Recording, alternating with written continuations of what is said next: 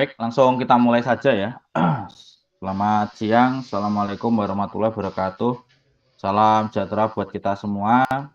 Alhamdulillah kita bertemu kembali di mata kuliah Manajemen Strategik kelas KIW ya, pada hari Sabtu tanggal 22 Maret tahun 2025.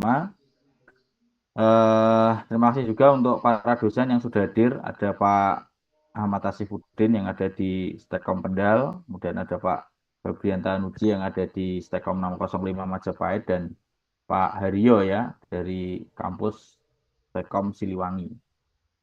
Langsung saja kita lanjutkan pada materi selanjutnya ya. Kalau kita kemarin sudah masuk di bab 5, nanti pada materi hari ini kita akan membahas yaitu kaitannya dengan eh, bab 6 ya, terkait judulnya dengan strategi-strategi dalam tindakan ya.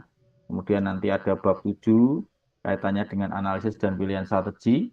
Kemudian ada UTS ya, nanti di sisipan nanti akan saya berikan UTS.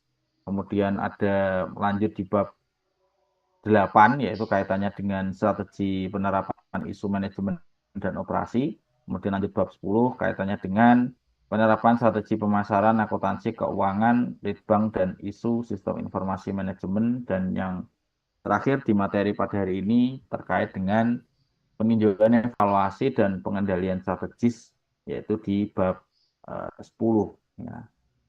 Nanti untuk jedanya kurang lebih sekitar 10 sampai 15 menit ya. Mungkin nanti ketika pas waktu sholat asar mungkin agak lebih lama ya, bisa 15 menitan ya kurang lebih. Mungkin itu dari saya ya, langsung saja saya share untuk materinya supaya tidak terlalu lama ya.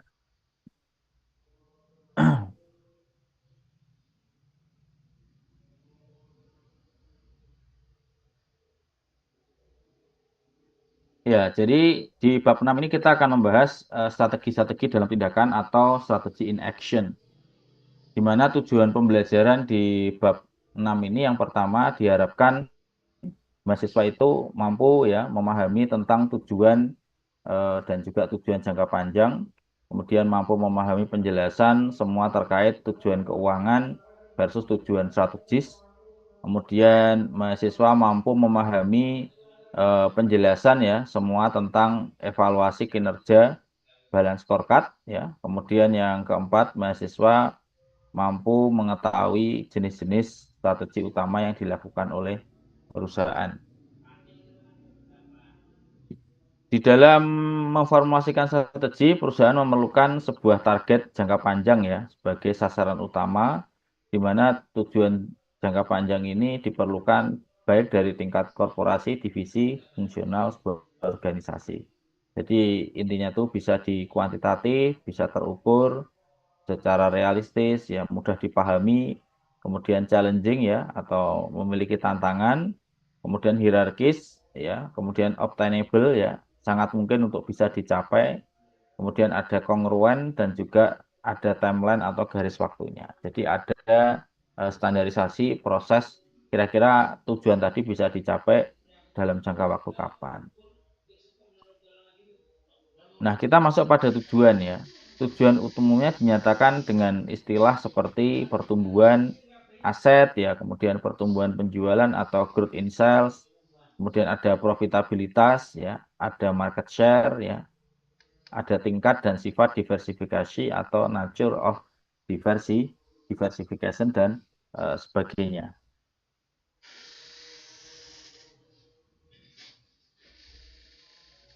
Kemudian cara memvariasikan kinerja ya menurut tingkat organisasi. Nah, di tingkat organisasi ini ada 3 ya, dibagi menjadi corporate, division, dan function. Jadi berdasarkan bonus tahunan atau gaji yang pantas, misalkan kalau di tingkat corporate ini berarti yang levelnya CEO ya, manajer tingkat atas lah ya, vice president, direktur, dan lain sebagainya. Itu mereka lebih banyak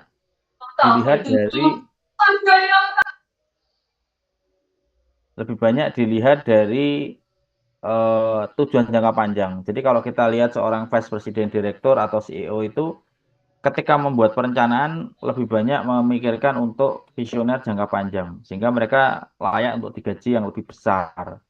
Sedangkan untuk annually goal-nya atau tujuan tahunannya itu hanya 25%. Nah, kalau yang berada di divisi, ya misalkan kepala bagian, itu dia 50-50 antara jangka panjang, ya tujuan jangka panjang atau juga tujuan tahunan. Nah, kalau yang levelnya staff atau fungsional, itu dia lebih banyak memikirkan tujuan tahunan, ya target bulanan, ya achieve atau tidak, ya untuk target di bulan itu. Oh, target saya per monthnya itu amonnya sekian, misalkan kalau kita berbicara pada target penjualan. Ini salah satu pengukuran kinerja menurut tingkat organisasi. Kemudian tujuan keuangan versus tujuan strategis. Ada tujuan finansial dan tujuan strategis. Nah, kalau tujuan finansial fokusnya itu pada pertumbuhan pendapatan, ya, pertumbuhan laba, dividen yang lebih tinggi, kemudian margin laba yang besar, ya, kemudian pengembalian atas investasi atau return on investment, ya, yang lebih besar, kemudian laba per saham yang tinggi, harga saham yang meningkat, dan arus kas yang membaik, ya. Jadi arus kasnya itu bagus lah, ya, keluar masuknya itu tidak tersendat. Sedangkan tujuan strategis itu adalah butuh pangsa pasar yang besar. Nah, kalau pangsa pasarnya ingin menjadi besar, maka kita harus mengeluarkan biaya untuk pemasaran, ya, untuk pendekatan penetrasi pasar, dan itu membutuhkan biaya yang cukup besar, ya. Sehingga ini nanti akan kira-kira kita akan mengoptimalkan keuntungan kita atau lebih banyak membuka di segmen itu. Walaupun secara segmen kalau tidak dibuka itu juga akan tidak ada kesempatan kita untuk mencoba